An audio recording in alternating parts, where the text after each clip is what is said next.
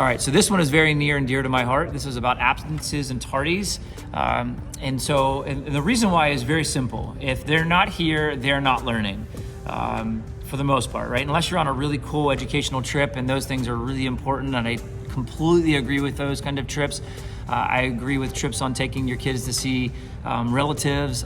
That's family trumps all.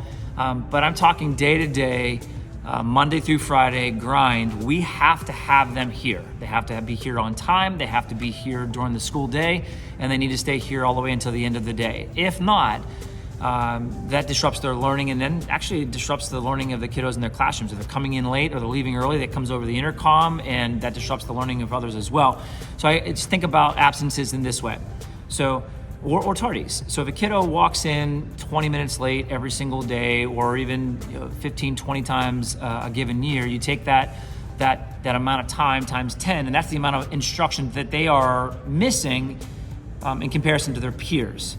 I always talk to kiddos about, if you want to be on a wall like this someday and one of these incredible leaders, you can't show up to your work late or not show up at all. And we believe that every single kid is worthy of being painted on a wall someday. If that's not what they want, because I have no desire to be on a wall anywhere, but if they just want to be a leader of their life and make a difference in this world, you can't do that showing up late. You can't do that if you don't show up. And so absolutely kiddos get sick. Absolutely, there are things that are a little more important sometimes than school. I get it. But without an education, you don't ever become one of these people or one of those leaders. Education is the golden ticket to trump all things. At least that's my belief. And we can't do that if they're not here. And there is a crazy amount of research that shows that if kiddos are missing upwards of 15, 16, 17, 18 days or more, that's really when we see a major impact on their learning. So, hey, take the trip. 5 days, 6 days, take the trip. But when they're back, make sure they're not missing it anymore unless they're really, truly sick.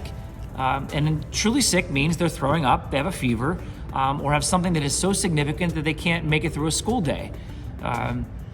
You do that, you follow those rules, with the exception of really extreme situations. Most of the time, they're gonna stay under 10 days. Even if you're at 10, 11, 12 days, that's okay.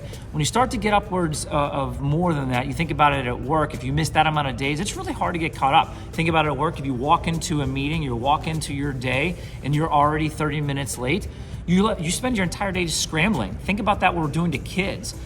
So the best thing that you can do as parents, starting at they're 5 years old, 4 years old, because we'll have 4-year-olds starting, get them on a routine, get them on the expectations that school is what we do Monday through Friday. And if you don't do school and you don't do it on time, you must be so sick that you cannot play Xbox and video games and you can't be out of bed. You do that, I'm telling you, it is going to be the best decision that you make, because you're not fighting them when they're your size. And when they're 9th grade, 10th grade, 11th grade, 12th grade, or worse, they're supposed to be going to a college class, or they're supposed to be going to work, and they're not, and they're getting fired. So I know it seems like that's an eternity away. Take it from a guy who's old now and has these crow's feet.